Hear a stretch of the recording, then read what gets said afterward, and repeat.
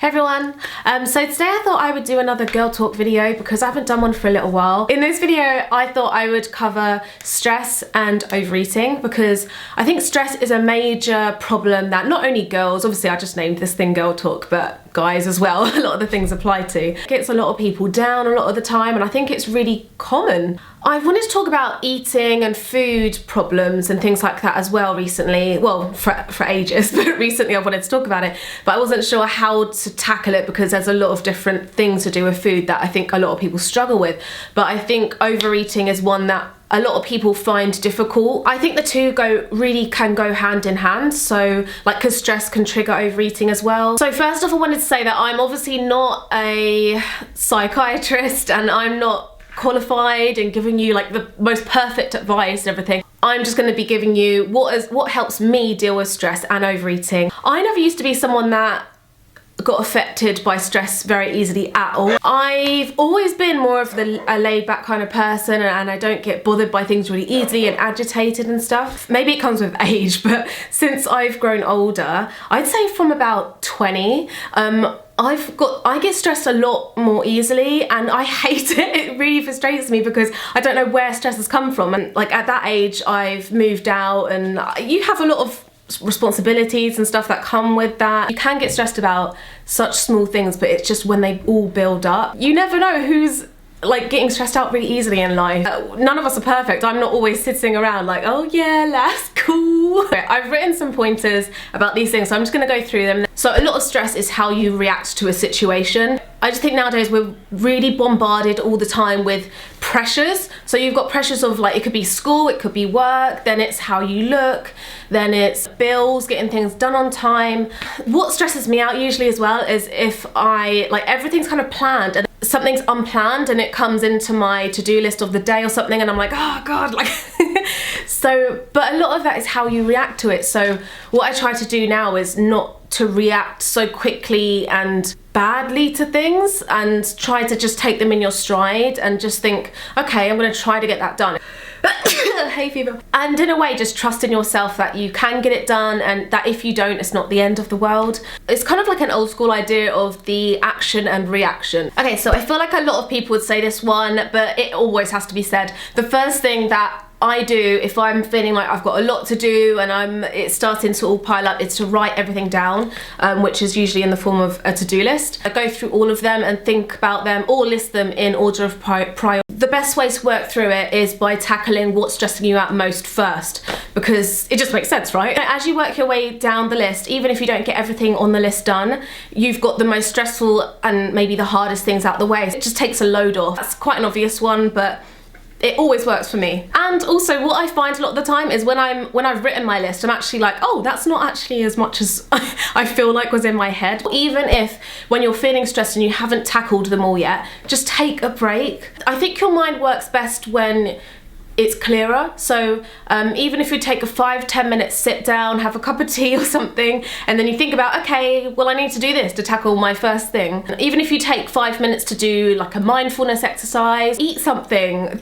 Eating is a massive one as well, sorry. If you're stressed out and you haven't eaten for a while, you need to eat. That's how your brain's gonna function. You need carbs as well because carbs are what your body feeds off of to be able to regulate emotions and deal with them properly. And if you haven't eaten, you're just gonna go like spiral off the chart, you know? So by eating something substantial, it will help you work through things easier and to just be more mindful about doing everything. So I've mentioned the book Don't Sweat the Small Stuff so many times, but I just wanted to say that there's one section in the book that I think of daily now, and it's something that really has helped me when I'm feeling stressed out, and it's the one that talks about how life is not an emergency. There's so much pressure on us to do everything fast all the time and just, I don't know, like do so much, but at the end of the day, life isn't an emergency. And also you're only human, so if you don't get everything done, just remember you're human. Like, you're not supposed to be perfect. Do the best that you can, and you can't really be disappointed after that. Say you don't have a to-do list to do as such, but you're just feeling stressed out. Exercise is one of the only things that really lifts me out of that state of mind. Your mind kind of spirals down and you just get stuck in a really shitty place, you know, and you're just feeling really low and like lethargic. Sometimes I just go for a run, I do some yoga. I know it sounds really stupid, like do yoga, but once you do get into yoga, it's like not that hard and it's amazing for your mind. An exercise video from YouTube, or you know, whatever. It could just it could just be going for a walk, because obviously endorphins are great. I think especially if you're feeling stressed, if you're in the house, you can feel enclosed and in a bit of a hole sometimes, and literally just the act of getting outside can really help and clear your mind. You'll think a lot clearer and more effectively. And my last thing about stress is that I feel like a lot of the time I'll get stressed because maybe someone expects something of me, and I'm getting stressed out because they'll think low of me, or I want them to think that I'm capable of something. But I think something quite important is to just communicate. It could be the smallest of things or the biggest of things, but if you're not feeling like you can get something done, or you're not feeling up to it, why not just communicate that with them? Like, again, you're human, they're human. Just say like, look, everything's a bit much at the moment, can I just have a bit of extra time? Just remember that not everyone is the devil. I just think it would be the worst thing if I didn't get like a piece of homework done or something, but a lot of the time I didn't, and they actually didn't care that much. They were just like, oh, okay, you know, do it next time. So just remember that people aren't always out to get you. Okay, overeating. A lot of the time stress can lead to emotional eating, binge eating. I've had a lot of problems, to be honest, with eating, and I've always struggled with overeating, and in the past it would be that I was overeating, and then I went through a phase of making sure I didn't overeat. It's such a horrible cycle to get into. I used to see all the food on my plate literally as a challenge. I was just like, yeah, I'm gonna eat everything. Like, I love food, so I would just always eat everything. And then not too long ago, I did have a bit of an emotional attachment as well to overeating. I mean, with food and eating too much.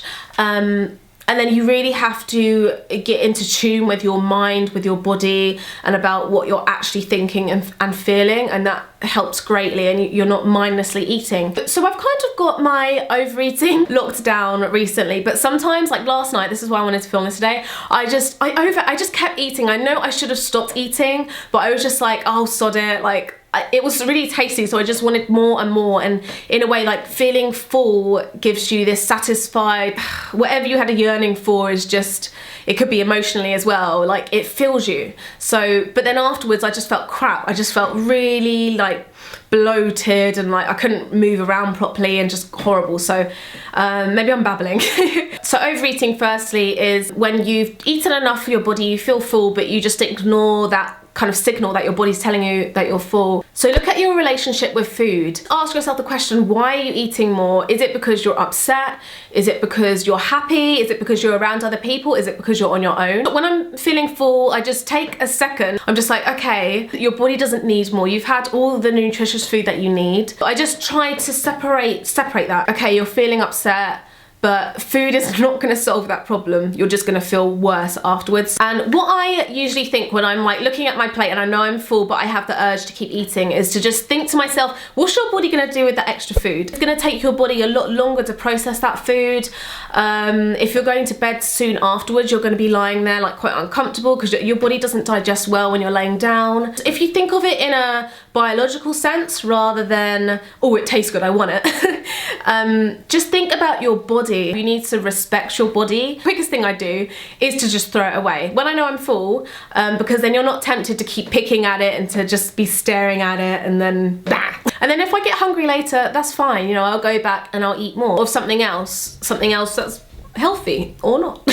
Another thing to keep in mind is your scale of fullness. Usually you'll feel like quite full, and then sometimes you push it, and then like you'll have a mid-full where you're like, okay, I really should stop now, I'm feeling quite full. And then you get to the end when you're like, oh. I try to stop in that like start to middle. Keep in mind how I feel after I've overeaten. I try to look ahead because I know that every time after I overeat, I feel horrible. So you can prevent that, and it's never horrible. It's never horrible. It's never nice feeling horrible about yourself, about your body. And then finally, I've got a pointer of what to do if you have overeaten, because we're all human, like I said before, and sometimes we overeat, and a lot of the time it's when we're with friends and family, and there's a lot of courses to the meal, and we just do it, like it just happens. It's not a terrible thing. If you have overeaten, you're feeling really down about it and crap about it, really try not to beat yourself up. I try to distract myself by doing something else, like watching something, reading something.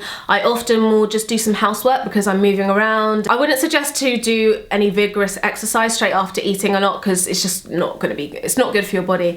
But going for a walk is good, I think. I hope this has helped some of you guys, and let me know if it has, and let me know what other girl talk videos you'd like to see. Don't forget to subscribe to stay updated and to join our gang.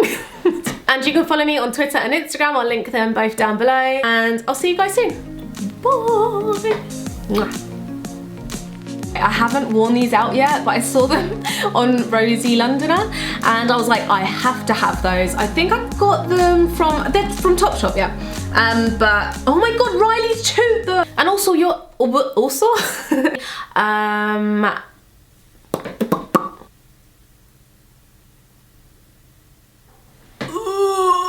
need coffee.